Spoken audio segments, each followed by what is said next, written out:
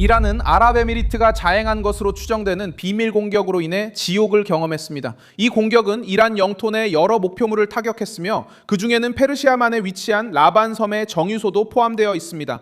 2026년 5월 12일 화요일 언론 보도를 통해 알려진 이 은밀한 공세가 점점 더 크게 보도되고 있습니다.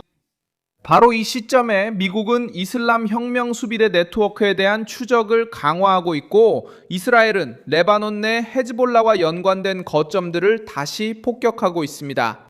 테헤란에 미치는 영향은 큽니다. 왜냐하면 이제 압박이 워싱턴이나 텔아비브뿐만 아니라 수년간 이란 정권과 연계된 드론, 미사일, 민병대, 비밀 네트워크의 위협 아래 있었던 걸프 지역 국가들로부터도 오고 있기 때문입니다. 그리고 이제 그들은 석유, 자금, 군사지휘, 인프라를 지탱하는 핵심 기제에 대해 반격을 시작하고 있습니다. 이 모든 이야기를 곧 말씀드리겠지만 계속해서 정확한 정보를 얻고 싶으시다면 지금 채널을 구독하시는 게 좋을 겁니다. 실시간 정보, 지금까지 본 적 없는 최고의 저널리즘 품질, 그리고 밀손 알비스의 신뢰도 기준으로 제공됩니다. 가장 민감한 정보는 아랍에미리트가 이란 내에서 비밀 공격을 감행했다는 것으로 여기에는 4월 초 페르시아만 라반 섬의 정유소를 겨냥한 공격도 포함되어 있습니다.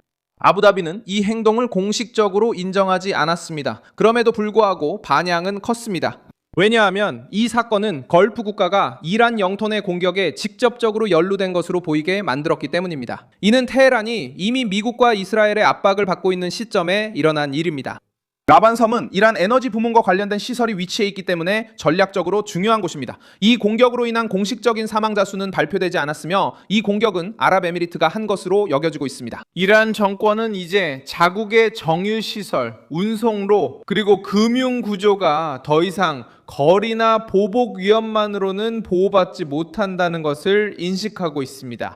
이번 타격은 정권의 민감한 지점을 건드렸습니다. 이러한 지역적 반응의 이유는 수년간 이란이 이웃 국가들과 적대국들에게 가해온 압박 때문입니다. 정권은 민병대, 드론, 미사일, 선박, 그리고 비밀 네트워크를 이용해 걸프 지역을 위협하고 무장 동맹국을 지원하며 공개적인 전쟁의 모든 대가를 치르지 않고도 영향력을 확대해왔습니다.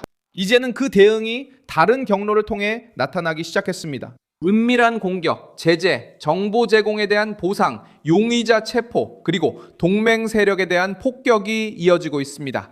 공포를 주변에 퍼뜨리려 했던 이란은 이제 그 공포가 자기 내부로 되돌아오는 것을 느끼고 있습니다. 미국은 이슬람 혁명 수비대의 자금에 대해 직접적인 전선을 열었습니다. 이 지점에서의 추적은 단순히 군사적인 것만이 아닙니다. 이것은 금융적, 법적, 그리고 정보적인 차원입니다.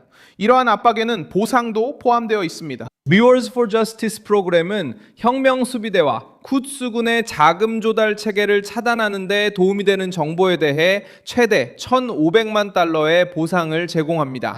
3월 로이터 통신은 워싱턴이 이란 정권과 연관된 고위 군사 및 정보 인사들에 대한 정보에 최대 1,000만 달러를 제공한다고 보도했습니다. 논리는 분명합니다. 누가 지휘하는지 드러내고 자금을 대는 사람을 차단하며 테헤란의 대외작전 배후의 체계를 떠받치는 이들의 움직임을 어렵게 만드는 것입니다. 한편 이스라엘은 레바논에서 헤즈볼라에 대한 공격을 강화했습니다. 이번 화요일 이스라엘 공군은 레바논 남부와 베카 계곡 지역을 타격했습니다. 레바논 국영통신사는 지브치트에서의 공격으로 3명이 사망하고 4명이 부상했다고 전했습니다. 레바논 보건부는 전쟁이 시작된 3월 이후 사망자 수가 2,882명에 달했으며 부상자는 8,786명이라고 밝혔습니다. 아흐메드 갈렙 발라우트의 사망은 이번 공세의 심각성을 더욱 부각시킵니다. 헤즈볼라는 그가 5월 6일 베이루트 근처에서 공습으로 사망했다고 확인했으며 이스라엘은 그가 해당 단체의 정예부대인 하두안 부대의 지휘관이었다고 밝혔습니다. 이스라엘이 단순히 고립된 거점만을 목표로 하지 않음을 보여줍니다. 이번 공세는 헤즈볼라, 이란, 혁명 수비대를 연결하는 지휘 체계를 겨냥하고 있습니다. 테헤란은 레바논에서 지휘관이 제거될수록 영향력이 약화되고 이 단체를 이스라엘 압박 수단으로 활용하기가 더 어려워집니다.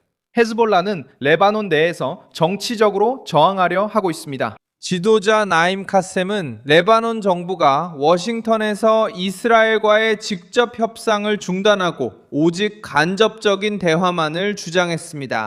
그는 또한 이 단체의 무기는 레바논의 내부 문제라고 밝혔습니다. 하지만 레바논 정부는 적대 행위의 종식, 이스라엘군의 철수, 리타니강 남쪽에 레바논 군대의 주둔, 포로 석방, 그리고 피난민의 귀환을 요구하기 시작했습니다. 이 갈등은 심각한 분열을 보여줍니다. 헤즈볼라는 무장 세력을 유지하려 하고 레바논은 전쟁의 인적, 정치적 대가를 감당하고 있습니다. 사우디아라비아도 이 판에 뛰어들었습니다. 로이터 통신은 리야드가 3월 말 이란의 왕국에 대한 행동에 대응하여 이란을 상대로 비밀 공격을 감행했다고 보도했습니다. 보도에 따르면 이것이 사우디아라비아가 이란 영토 내에서 벌인 최초의 알려진 직접 군사 행동이었을 것이라고 합니다. 이 사실이 걸프 지역 변화를 더욱 심화시키고 있습니다.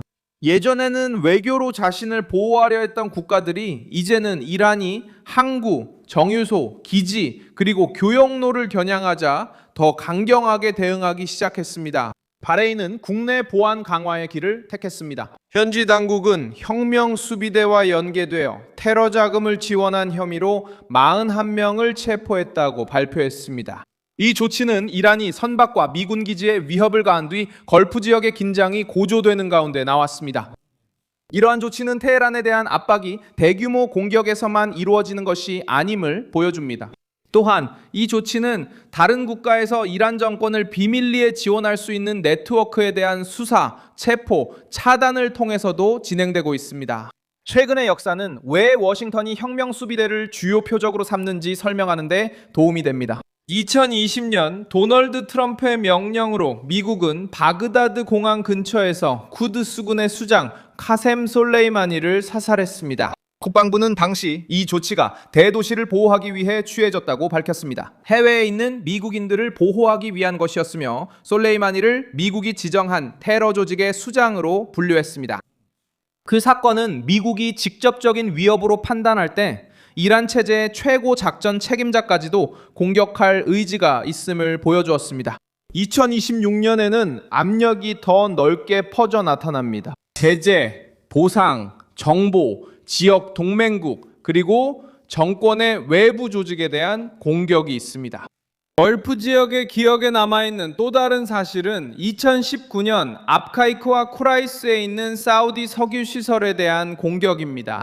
당시 그 공격으로 며칠 동안 사우디의 석유 생산량이 절반을 넘게 줄었고 드론과 미사일이 전통적인 선전포고 없는 전쟁 없이도 에너지, 시장, 안보를 타격할 수 있음을 보여주었습니다. 미국, 사우디아라비아 그리고 유럽 강대국들은 이란을 비난했습니다. 이스라엘은 레바논에서 이란의 군사 연결고리를 약화시키기 위해 헤즈볼라를 공격하고 있습니다. 미국은 자금, 현상금 그리고 제재를 통해 혁명 수비대를 겨냥하고 있습니다. 로이터 통신에 따르면 사우디아라비아가 이란 내에서 비밀 작전으로 대응한 것으로 알려졌습니다. 국제 언론 보도에 따르면 아랍에미리트는 이란의 정유 시설을 타격한 것으로 전해졌습니다. 각 전선마다 방법은 다르지만 모두 같은 중심을 압박하고 있습니다. 이란 정권이 동맹 세력을 지원하고 이웃 국가를 위협하며 지역 내 영향력을 유지할 수 있게 해주는 구조입니다. 테헤란은 여전히 새로운 위협으로 대응하려 할 수 있지만 현실은 달라졌습니다. 그들의 네트워크, 지휘관들, 동맹 세력, 그리고 인프라가 이례적으로 드러나는 국면에 들어섰습니다. 저는 밀손 알비스 뉴스입니다. 매일 진실로 여러분께 정확한 정보를 전해드리는 것이 저의 목적입니다. 뉴스 링크는 영상 설명란에 있습니다.